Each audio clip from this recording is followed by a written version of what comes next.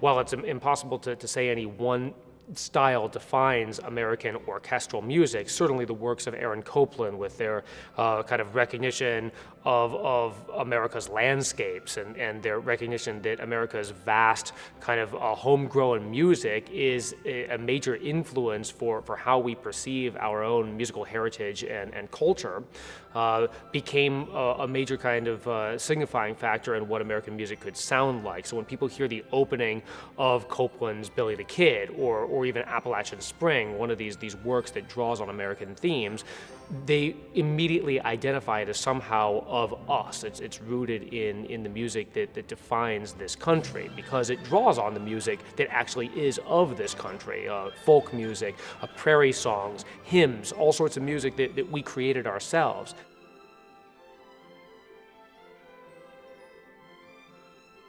His whole technique and approach was to integrate American folk music directly into his compositions. And so he wrote a variety of works. Many of them were ballets like Rodeo, Billy the Kid, Appalachian Spring. Others were based on literature or movies like Our Town, for instance, that were somehow rooted in Americana or American themes.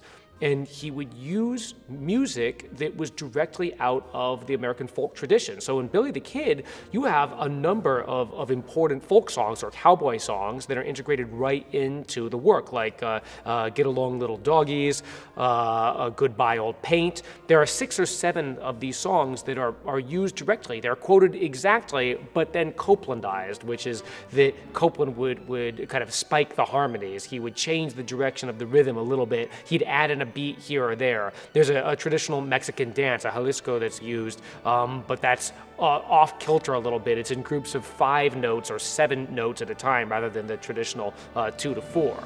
And so Copland's drawing on something that's authentic to this music and authentic to ourselves.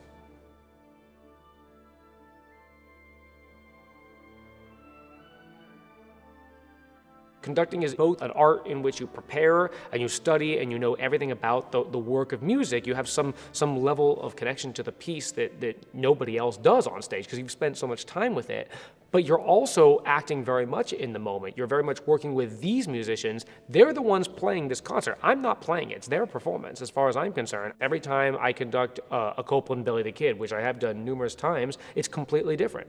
The music and the ethos and the message are the same, perhaps. They mean the same thing to me, although even that grows. But the orchestra and the sound of it and the way we put it together to make it sound great, that changes with each group of musicians you work with.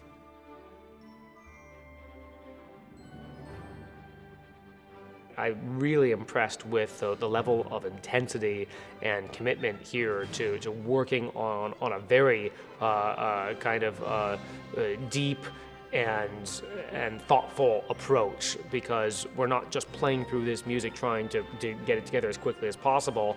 I appreciate that the orchestra is really taking the time to sink into it and work on the details that ultimately make the piece sparkle. And I think that the musicians here are so dedicated to their orchestra that it's palpable even after a single rehearsal. So that's something that everybody who lives here in this part of the world should be very proud of in their orchestra.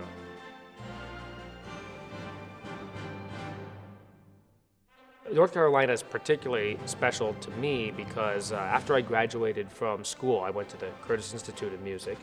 I had a teacher who lived out in the Boone area. He lived up in the mountains there with his wife, and they invited a couple of students, former students, and me to come together and make music because we'd all missed playing together. We started learning bluegrass, and we played jazz, and we played some rock, we played classical music, we played our own compositions, and we came then summer after summer and really delved deeply into the music of this region and did a number of video projects, and we had some grants to work on the bluegrass tradition and learning where that came from, because of course the western part of the state is perhaps the seat of bluegrass in the whole world.